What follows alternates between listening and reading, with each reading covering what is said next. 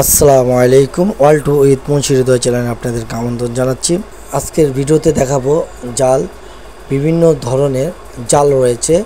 আমি মূলত আমাদের দেশীয় ভাষা যেটিকে বলে কোনি জাল, সেই জালটি আপনাদেরকে দেখাবো। যা মাছ ধরার জন্য অনেক ধরনের জাল রয়েছে। এটি হচ্ছে কোনি জাল, যেটি একা একা একজন জেলে মাছ ধরতে পারে একাই। এই জালটিকে তৈরি করা হয়, প্রস্তুত করা হয় লাইলন সুতা দ্বারা হাতে বুনন করার মাধ্যমে।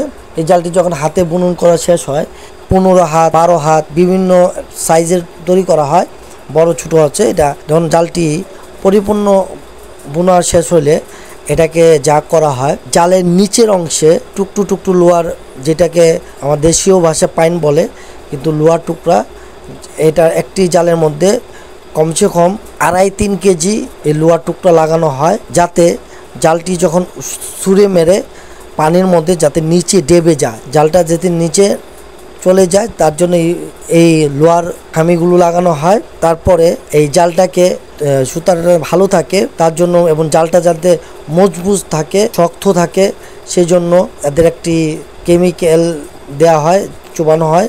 এটার মধ্যে চুপানোর পরে এটাকে রোদে দিতে হয়। অনেক সময় আমাদের দেশীয় গাব, কাঁচা গাবগুলো থেকে রস বের করে এগুলোর মধ্যে চুপানো হয়।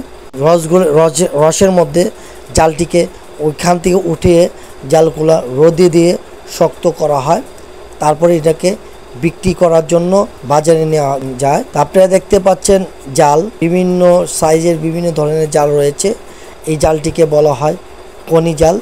এটা একজন মাছ শিকারী নিজেই ছুঁড়ে মেরে মাছ এই জালের মধ্যে আটকায়। আপনাদেরকে দেখালাম জালটি।